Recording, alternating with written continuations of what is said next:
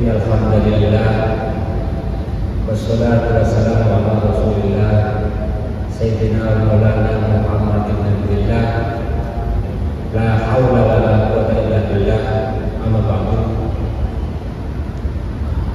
Yang saya hormati dan saya muliakan Bapak Ibu jamaah Masjid Raya Islamic Center. Alhamdulillah pada sore hari ini kita bisa hadir bersama dalam acara pengajian di masjid yang mulia ini dengan tema Al-Quran sebagai obat atau Al-Quran sebagai penyembuh. Karena semakin menghantam sisi-sisi kemanusiaan dengan adanya kemajuan sains dan teknologi, khususnya revolusi industri 4.0 yang ditandai dengan arus informasi dan penggunaan media sosial yang begitu luas, maka dampak yang ditimbulkan dari adanya kemajuan revolusi industri 4.0 ini adalah pada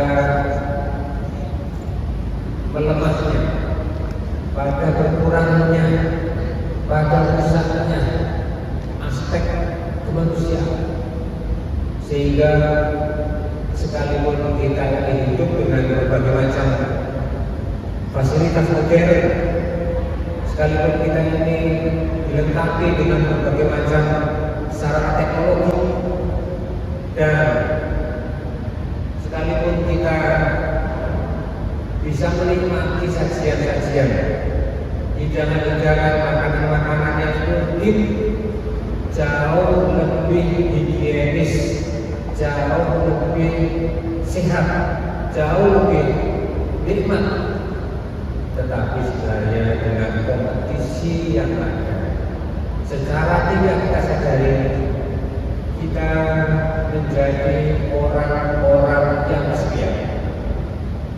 Seringkali kita ini merasa kehilangan tongkat, kehilangan batu pijakan. Karena apa? Karena dengan teknologi itu kita menjadi orang-orang yang kecil. Dengan teknologi itu kita menjadi orang yang menghamba pada materi, menghamba pada kenikmatan duniawi. Dan Bapak Ibu sekalian yang saya hormati, kehidupan kita sekarang ini tengah berada pada situasi semacam ini. Nah, dalam kondisi demikian Bapak Ibu sekalian yang saya hormati, kemudian manusia mencari pelayanan, manusia mencari berkah, dan kemudian seringkali dikenal dengan istilah healing. Healing itu sangat dekat dengan kondisi psikologis yang mati rasa. Healing itu sangat dekat dengan kondisi psikologis atau kejiwaan yang sakit. Karena apa? Karena persaingan hidup, kemajuan teknologi, kemajuan informasi medsos tidak membuat manusia semakin tenang hidupnya, tidak menjadi obat bagi ketenangan jiwa manusia. Tapi seringkali manusia ini menjadi korban dari kemajuan teknologi. Nah, di saat situasi semacam inilah kemudian banyak manusia yang mencari obat, banyak manusia yang mencari penyembuh. Tapi Bapak Ibu sekalian saya hormati, sangat sayangkan obat yang dicari oleh manusia seringkali hanya bersifat permukaan, hanya bersifat artifisial. Artinya apa? Mungkin seketika itu manusia itu bisa melupakan berbagai kepenatan, kegalauan, bisa melupakan berbagai macam beban dan tekanan hidup. Tapi seketika itu ketika mereka kembali ke dalam aktivitas keseharian, mereka akan merasakan hal yang sama sebelum mereka melakukan pengobatan. Nah, bentuk-bentuk pengobatan seperti apa yang seringkali kita lakukan ketika kita ini dalam kondisi yang penat, dalam kondisi yang resah, gelisah, istilahnya itu tegangan, gelisah, galau dan merana, dan kemudian mencari pelarian-pelarian untuk mengobati itu semuanya. Yang pertama biasanya kita seringkali pergi ke tempat-tempat rekreasi. Pergi ke tempat-tempat rekreasi itu baik. Sifatnya itu adalah untuk istilahnya healing. Healing itu menyembuhkan. Tetapi bagus sekali dihormati penyembuhan. Sifat dari penyembuhan yang kita lakukan dengan cara healing seperti itu sifat temporer.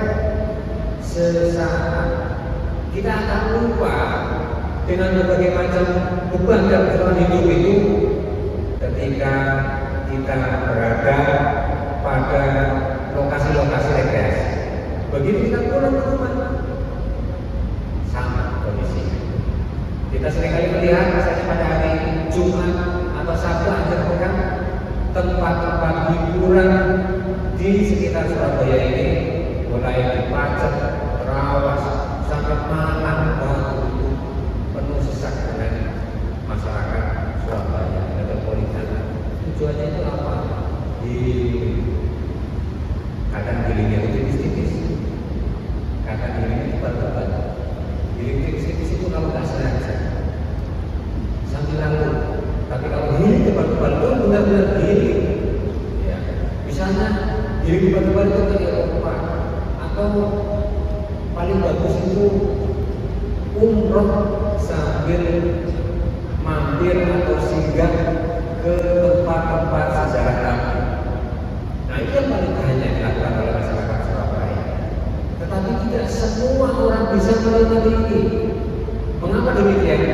Hanya orang-orang kelas menengah ke atas, orang-orang yang berkantong tebal, yang bisa menjadwalkan untuk umroh sampai jalan-jalan bahkan setiap tahun, bahkan ada yang setiap bulan. Luar biasa masyarakat Surabaya.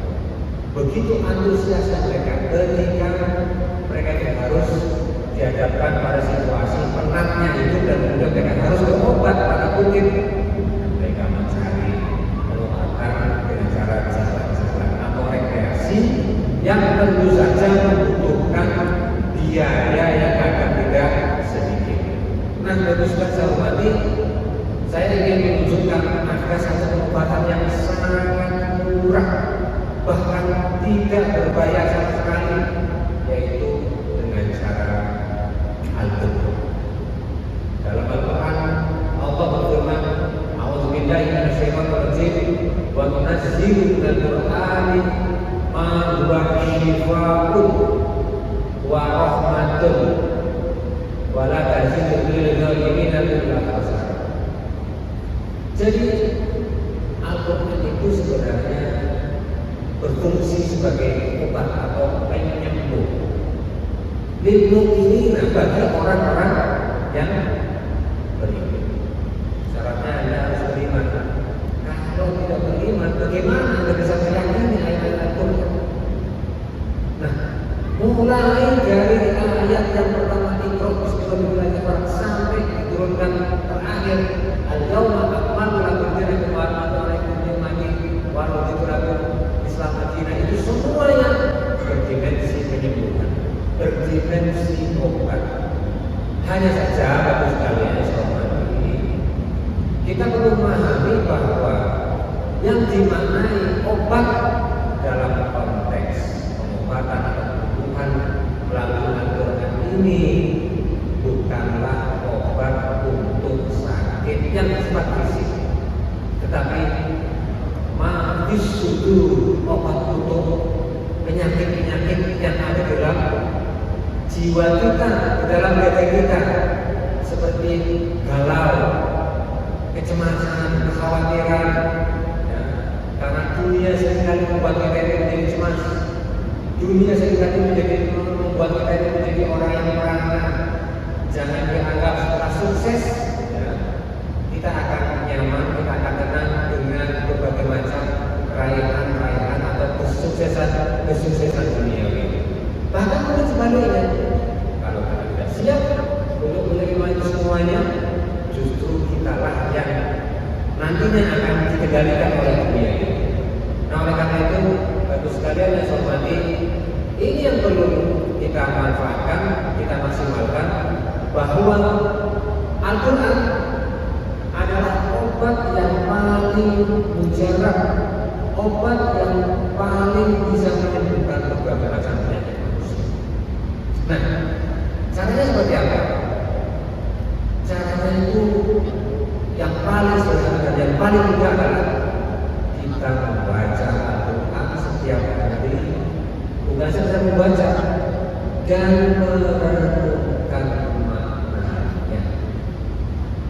Nah, ini yang seringkali masih absen atau jarang dilakukan oleh umat Islam kebanyakan. Karena apa? Bapak sekalian saya hormati, karena kita sudah terbuai, kita sudah terbius dengan doktrin atau dengan keyakinan bahwa hanya dengan membaca Al-Quran kita ini sudah mendapatkan pahala. Kita banyak-banyakan untuk menghatamkan Al-Quran. Oh, itu bagus sebenarnya. Kalau kita bisa menghatamkan Al-Quran 1 bulan itu, kalau tidak 10 kali ya 5 kali, kalau tidak 5 kali ya 1 kali ya. Kalau nggak 1 kali, pokoknya kita sempatkan setiap hari, setiap saat, berapapun ayat yang kita baca. Dan harus ingat, bukan sekedar membaca, tapi merenungi dan mencermati mana-mana yang ada di balik kandungan ayat itu. Nah, niscaya akan kita jumpai dari mulai dari ayat yang pertama diturunkan oleh Allah sampai ayat yang terakhir itu mengandung dimensi obat atau penyembuhan. Mulai dari yang sifatnya itu penyakit yang ringan-ringan sampai yang berat. Jadi dalam Al-Quran ayat yang lain Allah juga berfirman, ya ayyuhan nas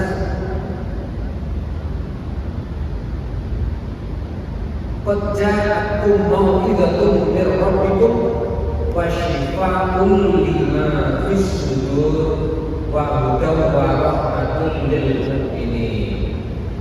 Surat Yunus surat 10 ayat 57 yang artinya, hai manusia, sesungguhnya telah datang kepadamu pelajaran dari Tuhanmu, wa shifaa'un, dan penyembuh bagi ma fis sudur, penyakit-penyakit yang berada dalam dada, dan dia menjadi petunjuk serta rahmat bagi orang-orang yang beriman. Nah, tentu sekali hormati, sebenarnya itu, tapi kadang juga bagi masyarakat tertentu, terutama masyarakat tradisional, Al-Quran juga digunakan sebagai obat untuk penyembuh penyakit fisik.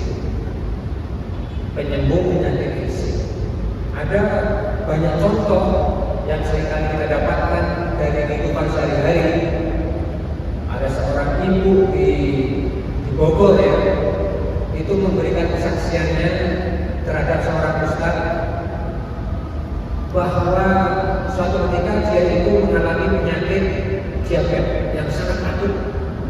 Nah, dari penyakit diabetes itu kemudian menjalar menjadi penyakit komplikasi, penyakit jantung, penyakit asam urat dan sebagainya karena diabetes. Nah, pada suatu saat dia itu sudah sangat putus asa dengan kondisi sakitnya, sampai si ibu itu bilang sama anaknya, sudahlah, ikhlaskan ibu ya, kalau itu sudah waktunya untuk akhir hidup ini, sudah waktunya untuk meninggal dunia ya, kalian harus ikhlaskan, dan ibu siap untuk meninggalkan dunianya di dalam kondisi seperti ini. Nah, mengapa demikian? Karena kondisi ibu itu semakin lama semakin buruk ya. Sampai akhirnya dokter itu menyarankan untuk amputasi. Nah, tapi kemudian ada salah seorang ustaz yang menyarankan supaya beliau ini melakukan terapi dengan Al-Quran. Setiap saat beliau mendengarkan ayat Al-Quran dan kemudian berusaha secara maksimal untuk memahami dan mencermati kandungan makna di balik ayat yang dia dengarkan. Nah, ternyata dari kebiasaan itu disertai dengan keyakinan bahwa Allah akan menyembuhkan penyakitnya.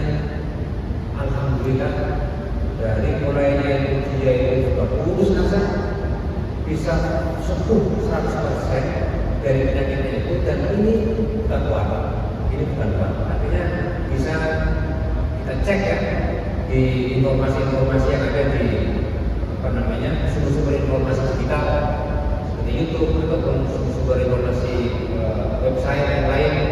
Ada penyakit-penyakit yang sifatnya dohir, yang sifatnya fisik, tapi kemudian karena ada keyakinan yang sangat kuat bahwa dengan membaca Al-Quran beserta mendalami berbagai macam kandungan maknanya, maka Allah akan memberikan kesembuhan asalkan kita yakin. Nah, ternyata ini juga sejalan dengan teori kedokteran modern, gitu ya. Nah, dalam kedokteran modern mengatakan bahwa keyakinan itu merupakan separuh dari kesembuhan. Kalau kita berobat ke dokter tertentu, ya, misalnya sakit tinggi, kemudian kita berobat ke dokter A. Nah, ketika kita itu datang ke dokter tersebut dan kemudian ada perasaan tidak serak, tidak nyaman dengan dokter itu pertanda bahwa 50% pengobatan kita itu akan gagal. Tapi kalau ada kepercayaan kita terhadap dokter itu dan kemudian ada keyakinan yang tumbuh dari situ bahwa dengan dokter ini, ya, kita akan sebagai wasilah bagi kesembuhan saya. Bismillah, saya ingin mencari penyembuhan, saya mencari obat, ya, dalam rangka penyembuhan penyakit saya. Insya Allah Allah akan menyembuhkan penyakit kita. Itu yang disebut sebagai teori efek plasebo. Dan itu sejalan dengan teori atau ilmu kedokteran modern. Nah, oleh karena itu, mari sebagai umat Islam yang sejak awal, ya, kita ini dilimpahkan oleh Allah dengan Al-Quran, karunia Al-Quran, jangan kita sia-siakan Al-Quran. Mumpung kita adalah pewaris yang paling otentik, menjadi pewaris yang paling sah dari Al-Quran karena kita ini umat Islam, ya. Mari kita baca Al-Quran itu dan kita dalami maknanya. Apapun penyakit kita, maksudnya penyakit hati kita itu apapun itu, kita cari jawabannya dari Al-Quran. Bagi orang yang suka gelisah, yang suka was-was, yang suka galau karena apapun masalah dunia, masalah pekerjaan, masalah rumah tangga, masalah pertemanan, masalah anak dan orang tua dan sebagainya, ayo kita cari jawabannya dari Al-Quran. Dan sekarang ini gampang, ada media-media aplikasi yang membantu kita untuk bisa mencarikan ayat-ayat yang relevan dengan kebutuhan kita. Misalnya ada ayat yang mengatakan la tahzan innallaha, gitu ya. Janganlah bersedih karena Allah itu bersama kita. Ketika kita menghadapi kesusahan, ya, jangan hilang kepercayaan dan keimanan kita ini kepada Allah. Kita masih punya Allah. Nah, ini yang perlu kita, ya, kita dalami, kita pahami bahwa apapun masalahnya itu, ya, kita bisa mencari pengobatan dari Al-Quran. Apapun jenis masalahnya. Misalnya ada banyak cita-cita, saya pengen menjadi PNS, tapi ternyata saya menjadi pengusaha, bahkan pengusaha yang sukses. Sebenarnya agak kesel karena saya pengen jadi PNS, tapi kemudian menjadi pengusaha. Atau perbedaan pandangan antara saya sebagai anak dengan ibu atau orang tua. Orang tua pengen kita ini misalnya menjadi guru, tapi ternyata kita merasa tidak punya passion jadi guru dan kita paksakan untuk menuruti keinginan